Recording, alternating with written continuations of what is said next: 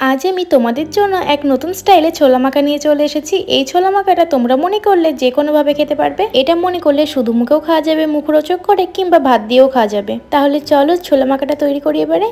প্রথমে আমি ছোলাগুলোকে ভিজিয়ে নিয়ে নুন দিয়ে ভালো করে সিদ্ধ করে রেখেছি। তারপরে সিদ্ধ করা আলু দিচ্ছি, তারপরে দিচ্ছি কুচনো পেঁয়াজ, কুচনো ঝাল করার জন্য কুচনো লঙ্কা, টমেটো কুচি, আর দিচ্ছি বিট নুন। এবারে টকটক ফ্লেভার আনার জন্য দিচ্ছি এখানে তেঁতুল গোলা।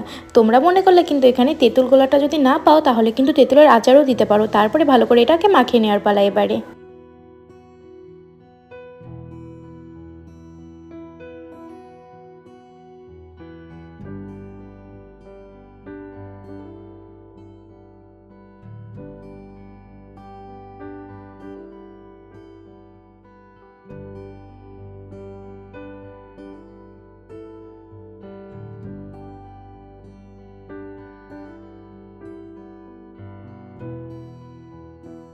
ব্যাস, আমি কিন্তু এটাকে অনেকক্ষণ ধরে ভালো করে মাখিয়ে নিচ্ছি। মাখানোর ওপরই কিন্তু সব। ভালো করে মাখালে টেস্ট যা হয় এর তো অতুলনীয়। তো আমার তো ছোলা মাখা রেডি। এবার তোমরাও মাখিয়ে দেখো কেমন লাগে, আর আমাকে কিন্তু অবশ্যই কমেন্টে জানিও কেমন হয়েছে। আজকে এতটুকুই, দেখাবে আবারও একটা ভিডিওতে। টাটা।